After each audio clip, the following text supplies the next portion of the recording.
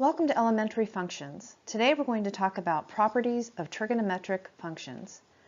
My name is Wendy Fresh. I'm from Portland Community College and this is Math 112. So to begin, let's look at the domain and range of the trigonometric functions. What are the domain and range of trigonometric functions? To help answer this question, use the unit circle to your right and let's let cosine of t equal to our x value and sine of t equal to our y value. And we'll begin by looking at what is the domain. The domain are the possible inputs. So what are the smallest and largest numbers that can be inputs of the function? Well, t is in the position of the angle. So if we look at the unit circle, we see that as we go around that circle, we've established that we can go from 0 to 360 degrees, or 0 to 2 pi. So does that mean that we're limited to a domain of 0 to 360 degrees, or 0 to 2 pi? The answer is no. Because we can continue to move counterclockwise, or we can move clockwise, we really have infinite possibilities for that domain. So we're going to say any real number. In other words, we can input any angle that we'd like. How about the range? The range, recall, are the outputs. And what are the smallest and largest numbers that can be outputs of this function? Because we're on a unit circle, we are not going to have an output that's larger than 1 or smaller than -1. So we will say that the range is between -1 and +1, and that's written in interval notation. Now let's take a look at the domain and range of the tangent function.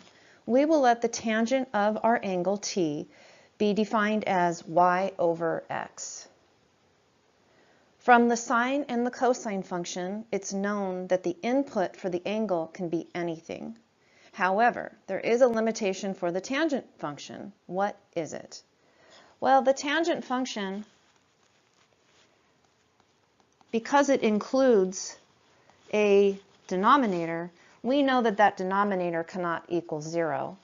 And we know that in the definition of the tangent function, y over x, that we're looking at the sine over the cosine.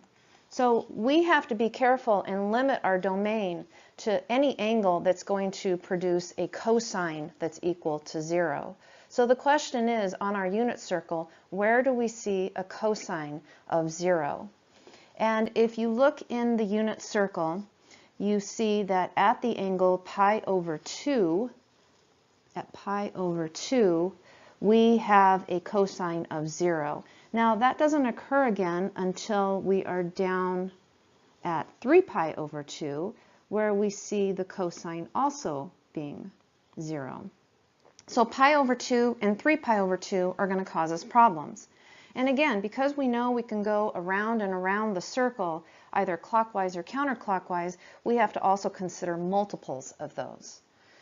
So we will say that the domain of the tangent function is all real numbers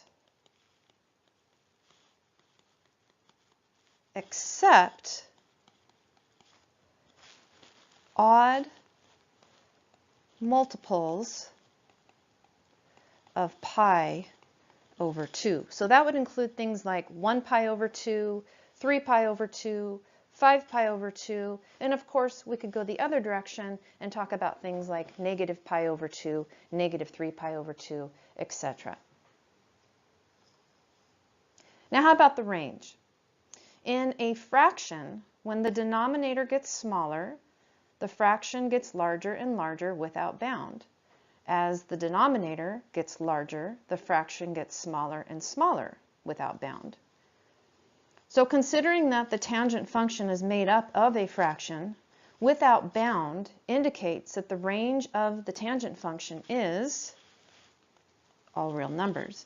In interval notation, I'll say that's from -infinity to +infinity.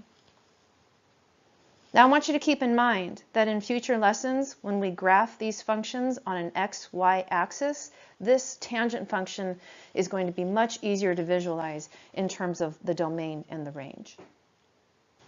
So here's a summary of our domain and range for the sine, the cosine, and the tangent function. Both the domain for the sine and cosine function are all real numbers. For the tangent function, the domain is also all real numbers, with the exception of odd integer multiples of pi over 2, or 90 degrees. The range for the sine and cosine function is from -1 to 1, including -1 and 1. And for the tangent function, it's all real numbers.